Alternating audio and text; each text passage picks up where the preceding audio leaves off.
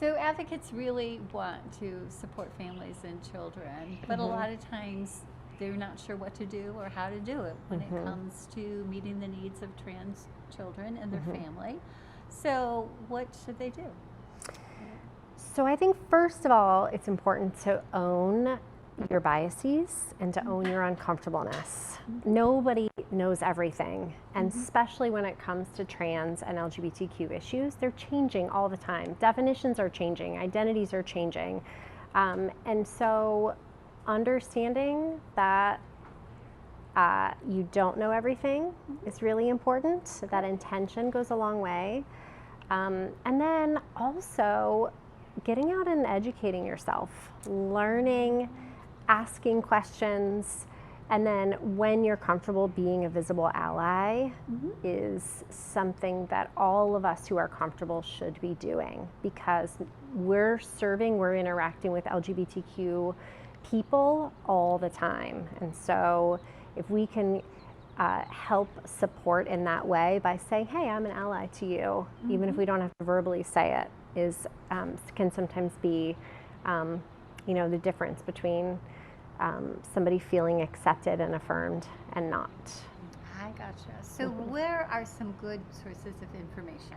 People have questions that they want answered, they want to understand, or would you direct an advocate?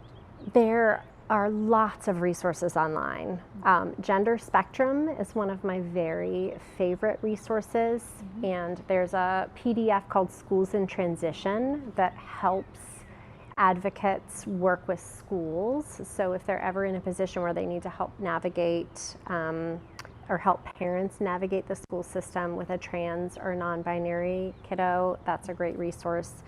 PFLAG is also a national organization that has booklets that are free that you can get from any PFLAG chapter in the US that specifically talk about being a trans ally or being having a trans loved one. So these are booklets that our advocates could give out to families when they're needing some resources. For sure. That's great, because I know advocates often find themselves in the position of working with parents, one who maybe not know that their child is trans, maybe they've just found out and they don't know how to support, maybe they think it is a symptom or somehow an indication of the trauma, and this may be why, they are this way because they were sexually abused. So there are a lot of pieces of information that families can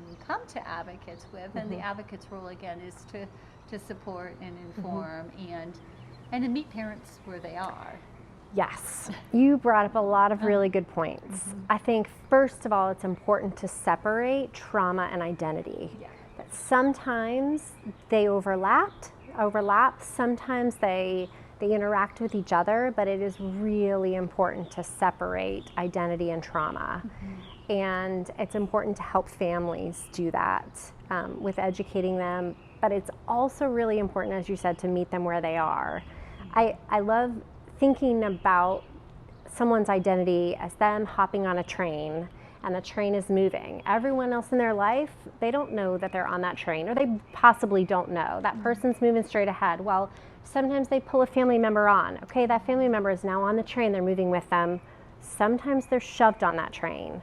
Sometimes family advocates are the ones to pull those family members along on that train, willingly or unwillingly, but having the grace to say, I'm meeting you where you are, without, the more work we do, the more we become advocates, the more we understand that supporting and affirming our LGBTQ kids is best practice and suicide prevention, the harder it is for us to meet family members who aren't supportive.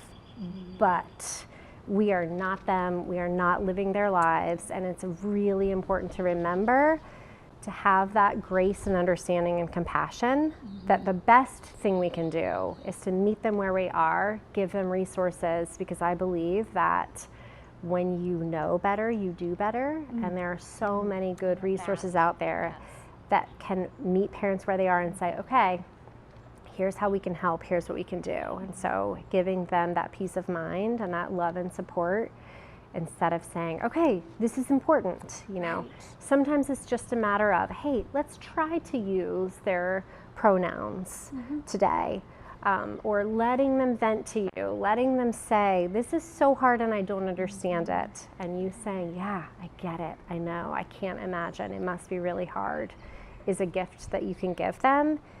And that takes the barriers away to hopefully then they'll be able to be on that train voluntarily and walking towards their loved one, whether they, you know, love it or not, they're there. Such a good analogy, and it reminds me of another conflict that advocates often find themselves in, and there's a lot of similarities of the parent that doesn't believe that the child has been sexually abused, and they come in angry and upset. And I think for those parents, and this may be true with parents of trans children, they are dealing, there's a sense of loss. Very often it's an imagined loss, but that's what's going on. And what we always teach advocates is that belief is fluid, and with support and information, those parents come along. Not all of them do, just like I'm sure not all parents and caregivers become supportive of their trans children. But with, again, that support, that information. Because the child abuse investigations are like a train too, you know. Yeah. It's moving, the child is on it, they're in here for a forensic interview, Right. And the parents are on it as well. Like Yeah. you said, sometimes not willingly, and often looking for the way to jump off or stop the train. Yeah, and often those feelings are motivated by fear. You know, we are so protective of our kids, and thinking that your kid might have an identity that will make their life harder. And as we know, statistically, LGBTQ kids, trans kids specifically, will have a much higher rate of a lot of adverse things, not because of their identity, but because of how they navigate the world. And as a parent, that is hard. That keeps us up at night. We all know that. So it comes from a place of fear, but knowledge really does help. Compassion, you know, again, meeting them where they are is important. Very So. good. I just have to interject. You nailed something that I have tried to articulate and didn't know how. And it's not their identity. Oh yeah. But it's how they're identified. Because I say that all the in time. With friends and different people, I've tried to explain, like, their suicide risk is higher, but it's not because of them. Right. It's right. not because of anything in them. Yeah. It's the way the world Thank you for giving me sees words. them. Yeah. Yeah. I say that as often as I can. That's so, Yeah. Isn't that Yeah. so good? It's important. it's important. I know, to dissect that. Okay, so now we can, we don't have to stop, but we'll go to the next question. But then Okay. if you want to put these in separate, I'm going to ask him a question. Yeah, I'll put them in separate files. Okay, So because I'm I don't